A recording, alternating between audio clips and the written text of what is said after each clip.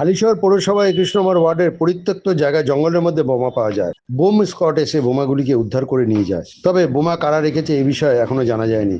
কিন্তু নির্বাচনের আগে স্থানীয় বাসিন্দাদের মধ্যে আতঙ্কের সৃষ্টি হয়েছে। এবারও মমতা ব্যানার্জি এই গভর্নমেন্ট চাইছে কি বমের জোরে মস্তানের জোরে এখানে ভোট করিয়ে এখানে সরকার করবে।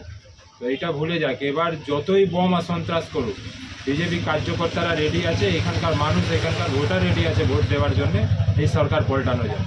কিন্তু এই সন্ত্রাস এইখানে যা আজকে যে বোমটা পাওয়া গেছে, যদি নির্বাচন কমিশন আন্ডারে এই প্রশাসন যদি না চলতো তাহলে এই বোমের উদ্ধারের আগে যারা রেখেছিল ওই মাল তুলে নিয়ে চলে যেত। আবারও কি সন্ত্রাস করে জেতার একটা প্ল্যানিং করছে? ফুল প্ল্যানিং আছে এখানে দেখুন, নাহলে এইখানে এই মুহূর্তে ভোটের মুহূর্তে এই বোমটা পাওয়ার মানেই হলো এটা সন্ত্রাস করে। ওইখানে পাশে জুয়া আড্ডা চলে, ওইখানে মদের ঠেক চলে, এই ঠেকগুলো সবই বন্ধ হবে যদি এইখানে গভর্নমেন্ট চেঞ্জ হয়। না হলে এই সন্ত্রাসের মধ্যে এখানকার মানুষকে থাকতে হবে। কিন্তু মানুষ এখন রেডি হয়ে গেছে পুরো পাল্টানোর জন্য। বাংলায় নির্বাচন আগে বোমা না পাওয়া গেলে তো পাওয়া কি করে যাবে? মমতা ব্যানার্জি লোকেরা মাঝে মাঝে বলে অর্জুন সিং এলে বোমাগুলি চলে। আরে বোমাগুলি তো মমতা ব্যানার্জি ক্ষমতা আছে তার মধ্যে চলছে। অর্জুন সিং এর হওয়া দেখে কতদিন চলবে? অর্জুন সিং এর নাম করে কতদিন চলবে?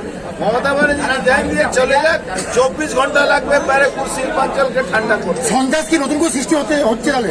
এই সন্ত্রাস করতে দেবে না ইলেকশন কমিশন। দেখছেন না, একটা সন্ত্রাসবাদী যত আছে যারা খাকি বর্দি পরে কিছু কিছু লোক সন্ত্রাসবাদীদের সমর্থন করতো, দেখছেন না রাতারাতি 6 ঘন্টার মধ্যে তাদেরকে সাসপেন্ড করে দিচ্ছে ইলেকশন। মোদি বেছে বেছে নাকি সংখ্যালঘু